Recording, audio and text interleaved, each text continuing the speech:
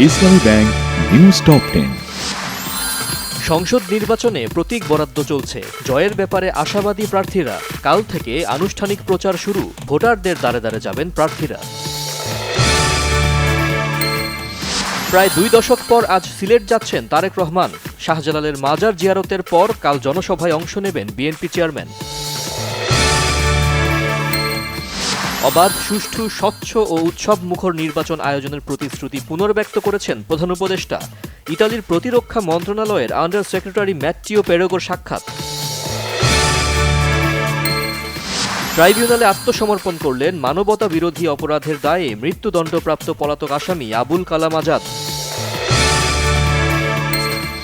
নিরাপত্তা ইস্যুতে বাংলাদেশ থেকে কূটনীতিকদের পরিবারকে দেশে ফিরিয়ে নেয়ার সিদ্ধান্ত দিল্লির, ভারতীয় গণমাধ্যমের প্রতিবেদন। বাংলাদেশের ভারতে বিশ্বকাপ দল না পাঠানোর সিদ্ধান্তকে সমর্থন জানিয়ে আইসিসিকে পিসিবির চিঠি। সমাধান বের করতে বোর্ড সভা ডেকেছে ক্রিকেটের নিয়ন্ত্রক সংস্থা। যশোরে জমি জমা নিয়ে বিরোধের জেরে রফিকুল ও পলাশ নামে 2 জন নিহত।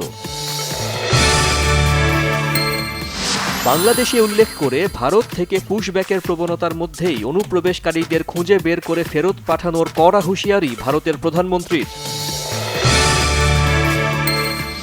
গ্রিনল্যান্ড সংকট নিয়ে টানাপোড়েনে যুক্তরাষ্ট্রের সাথে বাণিজ্য চুক্তি বাতিলের পরিকল্পনা ইউরোপিয়ান পার্লামেন্টের, টালমাটাল বিশ্ব পুঁজিবাজার।